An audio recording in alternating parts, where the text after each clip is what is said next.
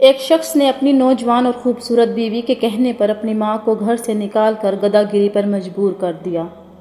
بوڑھی ماں بیچاری ایسے حالات میں 2 دن میں ہی مر گئی۔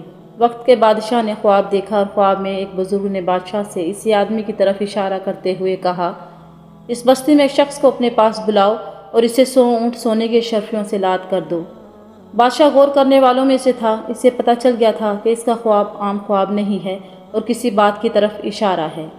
چنانچہ اس نے اپنے دانا وزیر کو اپنا خواب بیان کیا۔ وزیر نے بادشاہ سے کہا، بادشاہ سلامت، اگر اس بستی میں وہ آدمی رہتا ہے جو آپ کے خواب میں بتایا گیا ہے تو آپ کے خواب میں ضرور کوئی حکمت چھپی ہے۔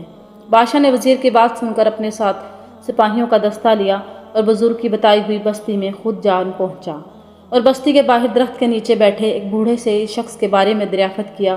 اس بوڑھے نے بادشاہ سے کہا، وہ کوئی اچھا انسان نہیں ہے، وہ اپنی ماں پر ظلم کرتا ہے اور اس کے ظلم کی تاب نہ لاتے ہوئے اس کی بوڑھی ماں دنیا سے رخصت ہو گئی۔ جائیں بستی میں پہلا مکان اسی کا ہے۔ بادشاہ جب اس شخص کے دروازے پر پہنچا تو وہ شخص بادشاہ کو دیکھ کر خوف زدہ ہو گیا۔ اسے لگا کہ بادشاہ بھی اس کے اعمالوں کی سزا دے گا، مگر بادشاہ اسے اپنے ساتھ لے کر آیا اور اسے 100 اونٹ سونے کے اشرفیوں سے لاد کر انعام کے طور پر دیے، جنہیں پا کر ظالم کی تو لاٹری لگ گئی۔ وہ بادشاہ کا شکر ادا کرتے ہوئے دولت کے نشے میں چور بستی واپس آ گیا اور عیش و عشرت کی زندگی گزارنی شروع کر دی۔ ادھر بادشاہ اور اس کے دانا وزیر نے ایک شخص پر مکمل نظر رکھی ہوئی تھی، مگر کئی سال گزر گئے، اس شخص کے حالات میں کوئی تبدیلی نہ آئی۔ وہ عیش و عشرت اور شباب و شراب میں ڈوبا اپنی مستی میں مصروف زندگی گزار رہا تھا۔ پھر ایک دن نشے میں اپنے ہی گھر کی چھت سے نیچے گرا اور مر گیا۔ بادشاہ کو جب اس شخص کے مرنے کی خبر ملی تو وہ واپس اس شخص کی بستی میں گیا اور پھر بستی کے باہر درخت کے نیچے اس بوڑھے سے ملا جس نے اسے اس شخص کا پتہ بتایا تھا۔ بوڑھا جو اہل علم تھا بادشاہ کو دیکھا اور بولا، جس دن میں نے آپ کو اس شخص کی شکایت لگائی تھی، میں چاہتا تھا کہ آپ اسے سزا دیں تاکہ شاید اس کے گناہوں کی کچھ تلافی ہو جائے، مگر مالک کو کچھ اور ہی منظور تھا۔ بادشاہ نے بوڑھے سے پوچھا، مالک کو کیا منظور تھا؟